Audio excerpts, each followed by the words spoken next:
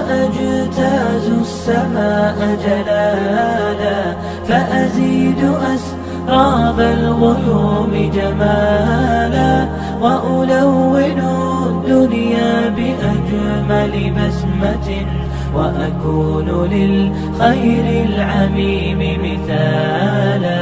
أسمو وأجتاز السماء جلالا، فأزيد أسراب الغيوم جمالا، وألون الدنيا بأجمل بسمة، وأكون للخير العميم مثالا. وأراقب الرحمن جل جلاله، وتقدست أسماؤه وتعالى. الحمد لله رب العالمين، والصلاة والسلام على أشرف الأنبياء والمرسلين، نبينا محمد على آله وصحبه وسلم تسليما كثيرا. أما بعد، بفضل الله وتوفيقه أولا، ثم بفضل جهود شيخنا أبي فاطمة طاهر مدني، جئنا إلى هذه الولاية، ولاية النيل الأزرق، منطقة والدبوك.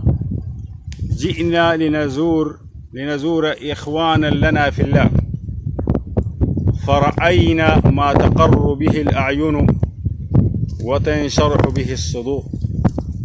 رأينا رجالا ضحوا بأنفسهم وأموالهم وأهليهم حتى شيدوا صرحا يدعى فيه إلى توحيد الله سبحانه وتعالى، وتقام فيه الدورات العلمية التي استفاد منها كثير من الشباب.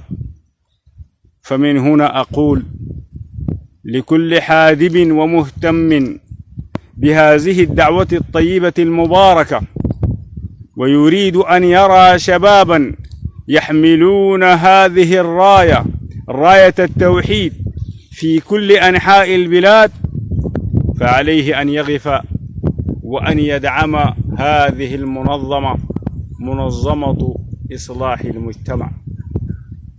لا أقول هذا الكلام مجاملة ولا مبالغة، ولكن أقول هذا الكلام لما عرفت من عقلية فذة لرئيس هذه المنظمة، ولصدق وإخلاص لعضويتها، نحسبهم كذلك والله حسيبهم. فكل من يريد عمل الخير فلينظر إلى هذه المنظمة الطيبة المباركة.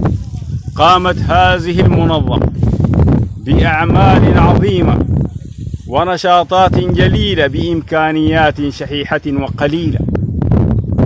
قامت الدورات العلمية والمحاضرات، وخرجت كثير من الطلاب الذين أصبحوا الآن يدعون إلى الله سبحانه وتعالى.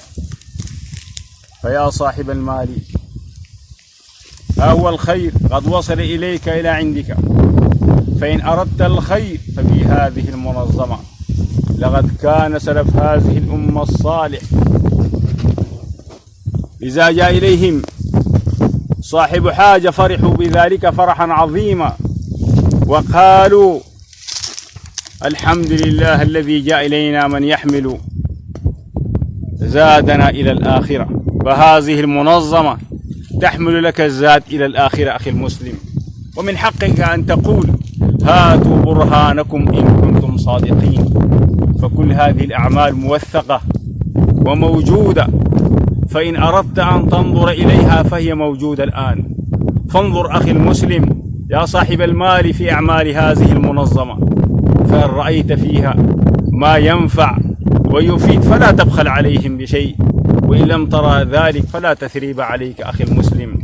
أقول هذه الكلمات في هذه اللحظات الطيبات المباركات، واسأل الله تبارك وتعالى أن يوفق وأن يسدد القائمين على أمر هذه المنظمة. والله لقد رأينا منهم العجب العجاب، والله إني لتعجب وأستغرب كيف يقف الناس أمام هذه المنظمة التي تريد أن تنشر الخير إلى الناس فنسأل الله تبارك وتعالى بأسمائه الحسنى وصفاته العلى أن يجمعنا بهم لحظات ثم لحظات، وأن يوفق هذه المنظمة لما فيه خير البلاد والعباد. أقول هذه الكلمات في هذه العصرية، في هذه المنطقة المخضرة الجميلة، منطقة والدبوق. أسأل الله سبحانه وتعالى أن يعيدنا إليها دعاة إلى الله تبارك وتعالى. زرنا إخوانا لنا في الله نريد الأجر والثواب من عنده. وأجتاز السماء جلالا، فأزيد أسراب الغيوم جمالا، وألون الدنيا بأجمل بسمة، وأكون للخير العميم مثالا. أسمو وأجتاز السماء جلالا، فأزيد أسراب الغيوم جمالا، وألون الدنيا بأجمل بسمة، وأكون للخير العميم مثالا. وأراقب الرحمن جل جلاله، وتقدست أسماؤه وتعالى.